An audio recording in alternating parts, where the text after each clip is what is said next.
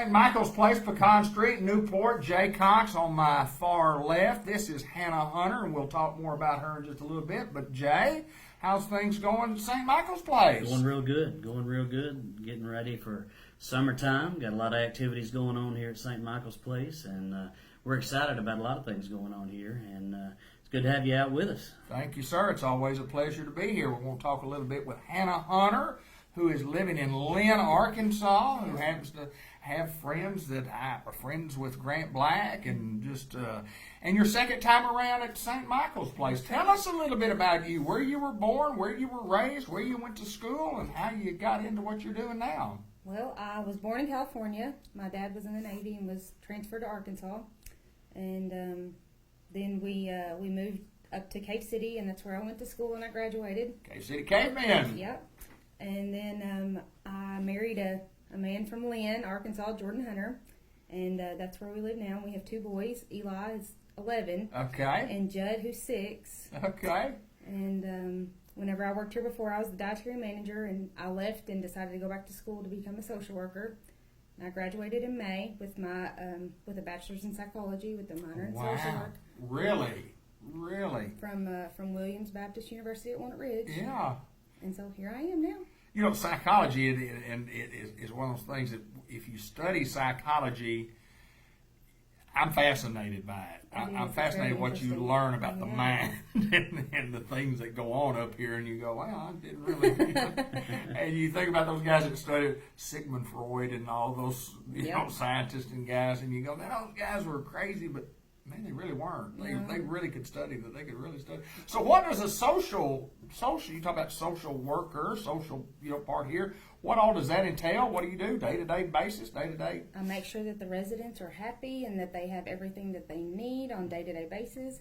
If they're discharging home, I make sure that if they need home health, I get that set up for them. If they need any extra supplies, I make sure that home health can provide that for them. Wow! So you have that's a day-to-day busy schedule, yes. No doubt, yes. No doubt, and enjoying what you're doing. I assume, love it. yeah, I love it. yeah. And I'd ask you about my good friend Jay Cox, and you said in front of him that he was a pretty good guy. Yeah, he's a good guy. Didn't know if you would say that if Jay weren't in the room. I would. Well, you know. You got to do what you got to do, don't you?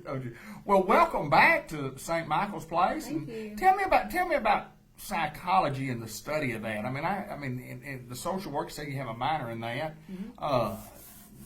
What made you want to go into that? What made you want to do that? I love people. Yeah. I love learning about how their mind works and why they think the way they think and how it's different from the way that maybe you or I think. Yeah, it is, isn't it? It is. It's very interesting. And then, of course, if you were here in the dietary department, and I admire those who have worked and then decided maybe I need a little bit more education. Yep. I'm going to go back. I'm going to do something a little better and better stuff. Jay, I know you're glad to have her. Yes, and I have held this position that she's in before, and it's very challenging. One of the things you never really know from day to day what you may get into. Long-term care is very challenging in itself because there's so many different issues. For instance, me being on the admissions side of things now, when someone comes in to our facility, there may be a situation where a new resident doesn't have any family, and for instance, they may have a home full of furniture, right? A home full of clothes, memorabilia, stuff at home that where there's no family to take care of that. Well, social may come in and have to help figure out what to do with that furniture and try to find extended family. You know, Hannah hasn't had to deal with that yet, but part of social will be trying to determine what are we going to do with that personal belonging. You know, it all can't come here. Sure. The room they have is nice size room, but it's not going to equip, a house full of furniture. So, a lot of times there's not, family left behind to deal with that kind of stuff. And those are some of the things that when I was in the social position that I had to deal with, and Hannah will have to deal with issues like that. Even though she has her day-to-day regular duties that the state requires, when you're in that social position, you never know from day to day what could come up. Sure. Dealing with lost loved ones, dealing with the emotional ups and downs, things like that. Those can come out of the blue at any time. So she'll have to be prepared to deal with those emotional roller coasters, and it takes a special person to deal with the social aspect of what these residents will go through, and these are things that really the classroom can't train you for. I was just fixing to say that. It takes a just heart, fixing to say you that. know, because you never know what you're going to face. When I was in social, I went out and walked into homes that I thought, my Lord, how can people live like this? And it kind of breaks your heart at times, but it's fulfilling to be able to give them a better situation for their, I hate to say, but their end of life. Right. And so, you know, it kind of satisfying to be able to help them, give them a better life. So, and Hannah's jumped in with both feet, and she's done a great job so far. And so, you know, part of being in social is going to be dealing with any social issue that comes up that nursing doesn't deal with. Right. Nursing has their scope.